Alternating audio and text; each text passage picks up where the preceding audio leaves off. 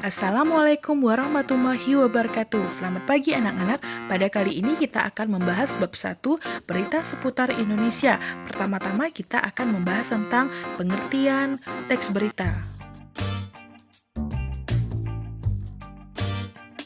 Berita adalah suatu laporan peristiwa atau kejadian yang sedang terjadi atau baru saja terjadi.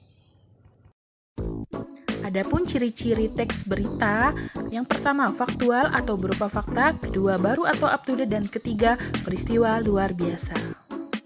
Unsur-unsur berita 5W1H. What apa, who siapa, where di mana, when kapan, why mengapa, how bagaimana. Keenam unsur berita tersebut dapat disingkat dengan adik Simba, apa, di mana, kapan, siapa, mengapa, dan bagaimana. Ini adalah contoh pertanyaan dan unsur-unsur berita. Langkah-langkah meringkas berita. Pertama, mendengarkan atau membaca berita.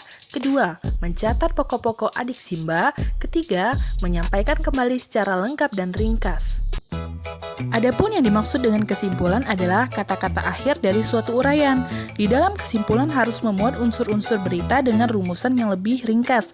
Dengan demikian, kesimpulan harus memanfaatkan pokok-pokok informasi adik Simba.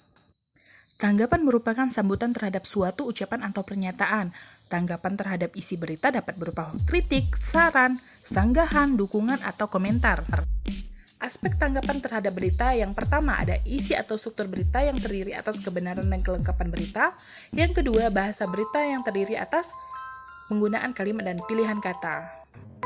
Teks berita memiliki 3 struktur. Yang pertama, lead atau kepala berita yang berisi paragraf awal suatu berita. Yang kedua, ada body atau tubuh berita yang berisi peristiwa yang dilaporkan.